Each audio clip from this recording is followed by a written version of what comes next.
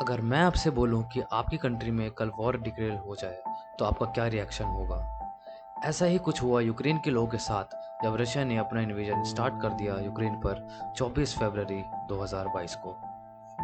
दूसरे विश्व युद्ध के बाद से हुई सबसे खतरनाक लड़ाइयों में से एक है रूस यूक्रेन। इस समय रूस और यूक्रेन के बीच तनाव चरम पर है।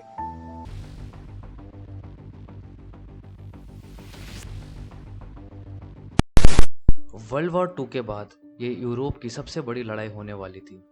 दोनों रशिया और यूक्रेन का संबंध हिस्ट्री में एक ही रहा है क्योंकि ये दोनों ही सोवियत यूनियन का पार्ट रह चुके हैं।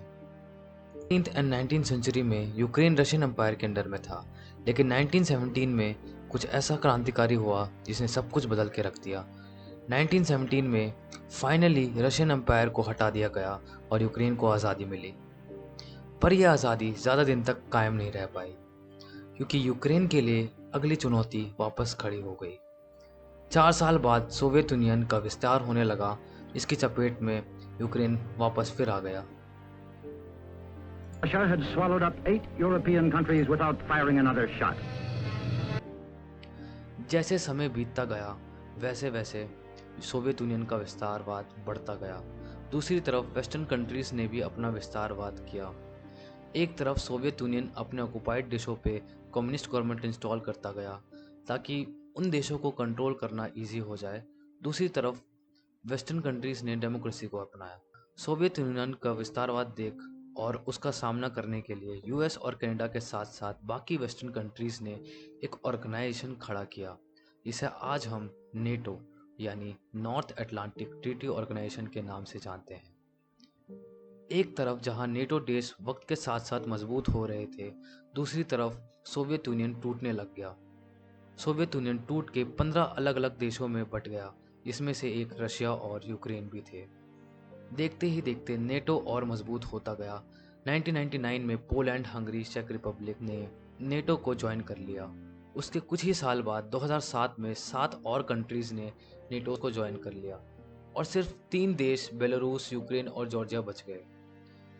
रशिया के लिए ये सबसे बड़ी चुनौती आ खड़ी पड़ी क्योंकि यूक्रेन और जॉर्जिया भी मांग करने लग गए कि अब हमें भी नेटो ज्वाइन करनी है। 1994 में यूक्रेन नेटो का पार्टनर भी बन गया और अब यूक्रेन के लिए ऑलमोस्ट एक हैप्पी एंडिंग का सपना सच होते हुए नजर आने लगा।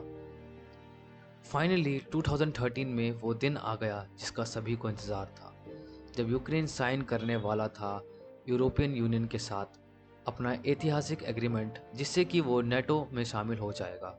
लेकिन वो कहते हैं ना कि सारी एंडिंग हैप्पी नहीं होती।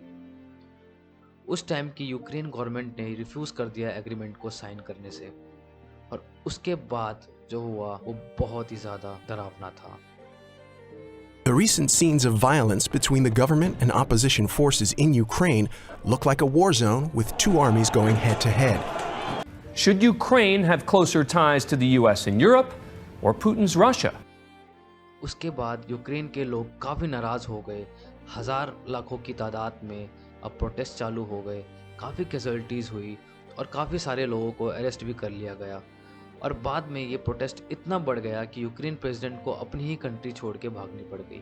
ये सब देखकर रशिया को समझ में आ गया कि अब उसका इन्फ्लुएंस यूक्रेन पर बहुत कम रह गया है और रशिया को कुछ और मजबूत करना पड़ेगा। उसके कई महीनों बाद ही पुतिन ने ऐसा डिसीजन लिया जिससे यूक्रेन की तकदीर बदलने वाली थी। To what America is officially calling a Russian invasion of Ukraine. Russian troops spreading out throughout the strategic Crimean Peninsula.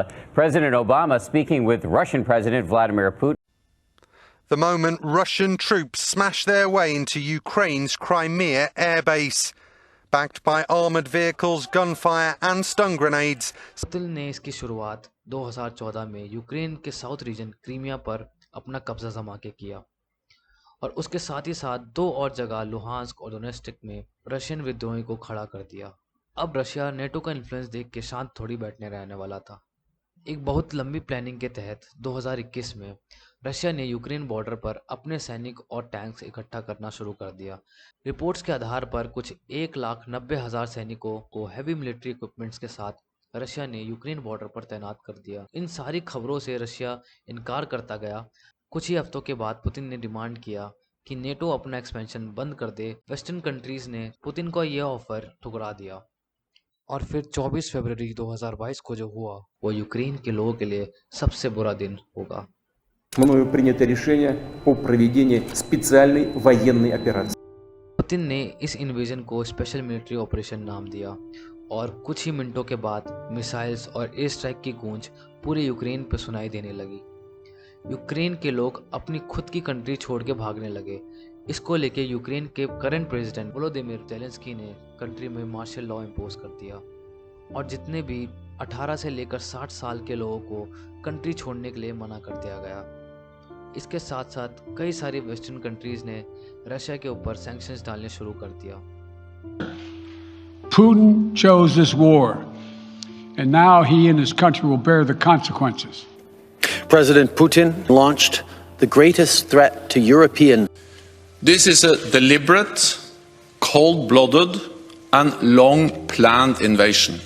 पर इन सैंक्शंस के बावजूद कोई बड़ा स्टेप नहीं लिया क्योंकि पुतिन ने बाकी सारे वेस्टर्न देशों को धमकी दे डाली कि जो भी रशिया के बीच में आया उसको इसका भारी नुकसान सहन करना पड़ेगा।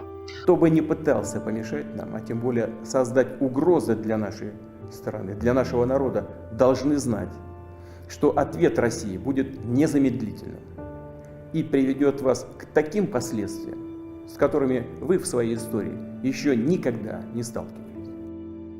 और वेस्टर्न कंट्रीज का ये डर नॉर्मल भी था क्योंकि रशिया के पास पूरे दुनिया में सबसे ज़्यादा न्यूक्लियर वेपन्स हैं और साथ ही वर्ल्ड वॉर 3 होने का भी बहुत बड़ा खतरा था। आज ये हालत है कि इस वॉर में जहाँ पर रशिया भी हार मानने को तैयार नहीं, दूसरी तरफ यूक्रेन भी पीछे हटने को तैयार नहीं है। दोस्तों, चाहे जो भी हो, किसी ने सही कहा है, war is never the long lasting solution. If we don't end war, war will end us.